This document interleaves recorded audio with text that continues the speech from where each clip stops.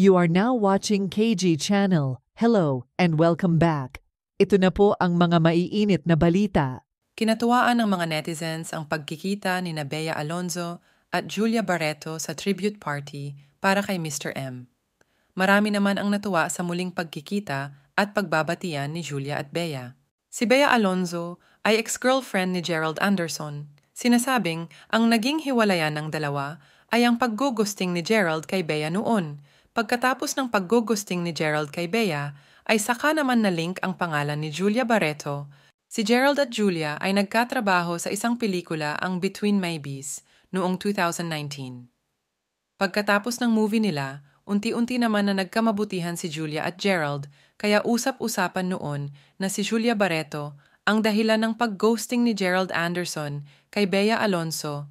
Sa katunayan, sa isang interview noon ni Bea, wala daw silang formal na breakup dahil bigla na lang daw hindi nagparamdam noon si Gerald kay Bea, kaya sinabing na-ghosting si Bea. Kalaunan ay napabalitang dinidate na ni Gerald si Julia Barreto noon at eventually naging mag-boyfriend-girlfriend nga sila noong 2021 hanggang ngayon. Hindi naman nagsalita simula noon si Gerald ng buong detalye about sa breakup nila ni Bea. Kung matatandaan sa isang vlog ni Christy Fermin, nabanggit doon na halos magkasabay lang din dumating sa buhay nila ang kanilang karelasyon ngayon, si Gerald Anderson kay Julia Barreto, gayon din si Dominic Roque kay Bea Alonzo, kaya paano daw nasabi na ghosting ang ginawa ni Gerald kay Bea. Sumagot din noon si Julia Barreto patungkol sa statement ni Bea noon patungkol sa hiwalayan nila ni Gerald. "You can play victim all you want, but I refuse to be your victim." Sagot ni Julia noong August 2019 sa naging pahayag ni Bea Alonzo dati. Hanggang ngayon naman ay wala pa ring klarong rason ang nangyari sa relasyon ni Bea at Gerald noon dahil hindi naman sumagot talaga si Gerald sa mga interviews noon about sa nangyari sa kanila ni Bea Alonzo. Lagi naman may two-side ang bawat istorya. Ang importante ngayon ay nagbatian na si Julia Barreto at Bea Alonzo sa tribute party ni Mr. M.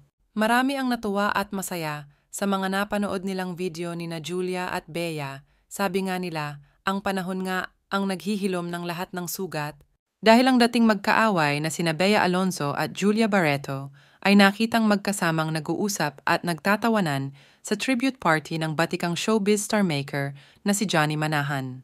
Ipinakita rin na nagtatawanan ang dalawa sa party na hinawakan pa ni Barreto ang kamay ni Alonzo bago muling tumawa. Habang inabutan ni Darren Espanto si Barreto ng isang shot ng alak bago muling makipag-usap kay Bea.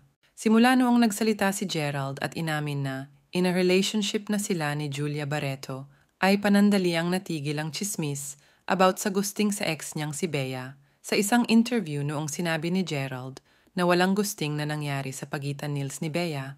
Hanggang ngayon ay going strong naman ang relasyon ni Julia at Gerald, habang si Bea at Dominic naman ay hindi na itinuloy ang kanilang kasal. Ngunit marami ang nagbabalita na nagkaayos na daw si Dominic at Bea ngayon. Pero until now ay wala pa ring pagkumpirma sa kampo ni Bea at Dominic patungkol dito. Kung sakaling totoong nagkabalikan sila ay mainam naman dahil mukhang mahal naman nila ang isa't isa. Marami lang kasing nangingialam sa dalawa at maraming naglipa ng mga balita na naninira kina Bea at Dominic na tila ayaw magkatuluyan ang dalawa. Eto naman ang mga naging comments ng mga netizens sa pagbabati ni na Bea at Julia. Ganun naman, it means naka-moved on na talaga sila. Time heals every wounds. Let's us all be happy sa pagbabati ng dalawa. Mas nakakagaan to sa puso kaysa magkomento na naman ng mga komparison ng dalawa. They are good people. Normal to see them like this. Sarap sa pakiramdam makita silang okay na. Samantala nakita din sa tribute party ni Mr. M si Claudine Barreto at Julia Barreto na nagbatian at nagyakapan din.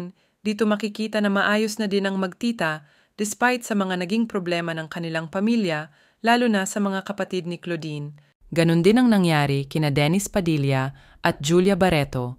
Mukhang unti-unti ring nagkakabati ang mag-ama dahil sinabi ni Dennis sa isang interview na binati siya ni Julia Barreto nung kaarawan niya.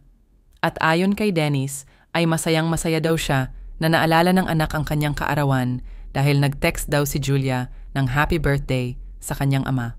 Marami ang naantig at natuwa na ang may mga hindi pagkakaintindihan noon sa showbiz ay nagkakabati na sila, and time heals every wounds talaga. It takes time to heal, but it's all worth it in the end.